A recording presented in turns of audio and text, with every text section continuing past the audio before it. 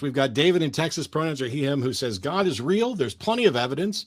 The natural world speaks of God, experiences in church, reading the Bible. I don't see how reading the Bible is proof of God. I don't see how experiences in church, unless there's something identifiable and detectable and testable, is a proof of God. And I don't see the natural world speaking of God. So I'm ready for David to come in here and present some evidence. So welcome, David. How's it going? How you doing? Good. I'm all right. I hope that we're not going down another path full of fallacies. Yeah, I understand the concern. I guess what I would want to ask is, when you say evidence, would you say that do you kind of bias strictly empirical evidence? I have a preference for empirical evidence over, let's say, anecdotal evidence and testimonial evidence, because anecdotal and testimonial evidence are only good enough at expanding about things that we already know. They're not good for demonstrating the truth of something for which we have no empirical evidence. Do you have a position on the problem of the criterion? No. Like, are you familiar with the Chisholm problem of the criterion? Not off the top of my head, but I mean, it's something I've definitely heard about, but so that's why I'm not going to state a position on it. It's just the idea, he like poses two horns, kind of, whether like we start with what we know, and then we have to ask the question, how do we know? And it seems like you kind of have to have an answer to one of the questions before you can answer the other question. It's kind of like it's used a lot in discussion about epistemology, right? So I wonder if you take more of like a particularist route, which is one of the solutions, or like a Methodist route, being like starting with something that you just kind of know, maybe non-inferentially, or you try to figure out your method first. So my epistemology, the closest, I tend to avoid labels because none of them sum it up perfectly, but foundherentism, the combination of foundationalism and coherentism, is closest to what my position is. But here's what we're talking about. You would need to say, like, define what God you're talking about, what are the properties of this God, and then talk about how we could demonstrate that God is real, because you believe in a God right now, and you believe that the natural world speaks to God, points to God, has evidence for God, whatever it is. So all you really need to do is define the God that you're talking about, and then tell us why you believe that God. That's it. What do you believe and why? And then we can talk about why we do or don't agree. So which God? Right. And I am a Christian. I am a Christian. So, and I think that what's interesting is what I consider to be good evidence or a good argument is going to be germane to me in some sense. And I think that what you consider to be a good argument or good evidence will be, relative to you in some sense. And this is why our theory of knowledge. No. So first of all, there's a lot of different versions of Christianity. So we would need you to be a little bit more explicit about which version of the Christian God you actually believe in. But my foundation is that there is just truth. There's no such thing as personal truth, subjective truth. There is, I'm not denying your personal experience. You experience whatever you experience, but sure, to you, it's experience, and to everybody else, it's just hearsay. It's just anecdotal. And so if you say, I believe in the Christian God, and my reasons wouldn't satisfy you, Matt, then they shouldn't satisfy you, because my epistemology is rooted in what should satisfy any reasonable person who cares and values truth. That's my reasoning. And so when somebody tells me, like, for example, I'm giving you the full benefit of the doubt, David, if you said, I can't prove it to you, Matt, but God revealed himself to me and gave me information and did a powerful work in my life, and that's why I believe. That's fine. I can't prove that you're mistaken because I don't have that experience.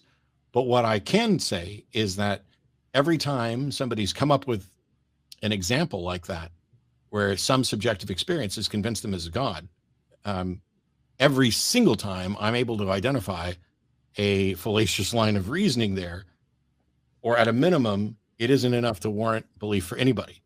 I want beliefs that are rationally warranted for everybody when we all have access to the same information.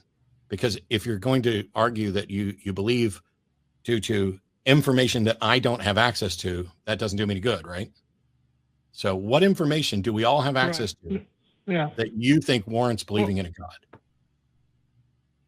Right. And I'm sorry if I don't mean to be evasive here. I'm kind of trying to make a meta point about what the evidence that I personally find convincing, why it's convincing for me, and then kind of speak to you about the things that you would find convincing for you, because you were talking about fallacies. And I think that it's really interesting that our foundations for epistemology are all fallacious. Like you mentioned, found-herentism. They're not I'm fallacious. sure that you're familiar with so like, you know, the Munchausen trilemma, right? So the fact that we have to make presuppositions, the fact that there are some presuppositions doesn't mean that presuppositions aren't a fallacy. The fact that something isn't warranted doesn't make it fallacious. Fallacies relate to arguments that are invalid in structure or unsound. But anyway, right, but all the foundations for epistemology rest on some fallacious things. Such I'm not going. I want to or infinite. David, this part is a complete waste of time. We're not going to solve competing epistemology here right now. Why can't you just tell me what God you believe in and why, so we can actually discuss that? If it turns out that we have dramatically different epistemologies, I'm sure we'll get to that. If it turns out that you have a rationally justified belief that is based on evidence that we all have access to, I'm confident we'll get to that too. Yeah, and I'm not confident that the problems that you raise don't surface in your own epistemology, that of your own concerns. So you might as well just see what it is that you believe in, why. Yeah. Right? What do you believe in, why? For me, because I might answer it different than Matt. Right? I might talk about something else, or just some other methodology. So you give us yours. Yeah, for me, it's kind of an abductive case. I'm trying to just make like an inference to the best explanation. You're not going to convince me that a God exists ever through abductive reasoning. Yeah, because God can't be the best explanation for anything. We explain things in terms of other things we understand. Trying to make an abductive argument for God is an attempt to explain that something by something for which you don't have an understanding of. Yeah. You have no access to a God. You don't know what a God's like. It is an explanation for nothing. It is a panacea.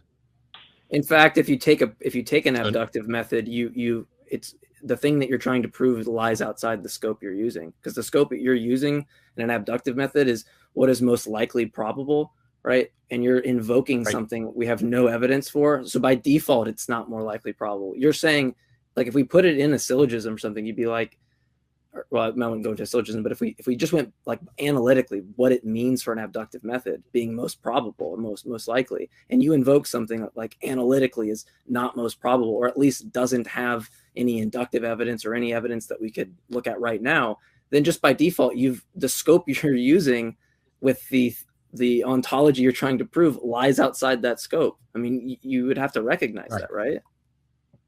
Yeah, in an abductive argument, what you would end up doing is listing all of the known possible causes and then determining which of those is most likely. But you don't get to presume that God exists as a probable or possible cause. That needs to be demonstrated before you can even make the abductive argument.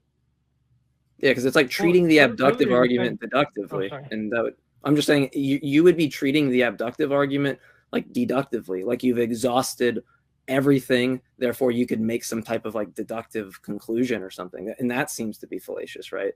But I want him to get I'm going to get time, so we can start the clock since we haven't used it today, so that'd be fun. So yeah, David, there was a lot there. Please address it in however you want. Yeah, I understand what you're saying, and I do think a lot of that is fair. And I also would say that there are certain arguments, like maybe like the modal ontological argument or some other arguments that are also convincing, that are part of my cumulative case. And I understand what you're speaking about. I'm not necessarily like straight using Bayesian reasoning. I'm not necessarily trying to take induction and use it as deduction. There's a lot of things that contribute to what I think is a good case. Now, obviously, you've heard many of the arguments for theism and you reject them. And earlier you had said that presuppositions aren't fallacious. Well, there's plenty of people that just presuppose God, right? And I'm sure you don't accept that either. So I'm just trying to say that there's something that is particular to your presuppositions and your theory of knowledge that make you reject certain things. And it's not so much what is the best argument or the perfect evidence. It's much more about like where we come to these things and what biases and the presuppositions we bring. And I just think that if all our knowledge is based on fallacies to begin with, like on kind of on an atheist worldview, I think looking at the modal conditions for knowledge are perhaps more interesting. Okay. I guess we're done then, because I gave you a full minute to explain why you believe something. And instead of offering us even the slightest beginnings of a speck of a hint of why you believe something, instead you talked about there's some presupposition that I have that's making me reject it, and what biases and presuppositions I have, and atheist thinking is all based on fallacies. So I guess we're just going to move on, since we gave you the opportunity to demonstrate why you believe and why you think other people should, and all you did was continue down your philosophical ragging on what you assert is fallacious atheist epistemology and bias. So thanks for nothing. Yeah, David, you calling in just to say, like, when you utter you, like, this is what you presuppose, you've kind of already messed up, because like me or Matt have nothing to do with why you believe, right? At all. So I don't know like what that adds to the evidence.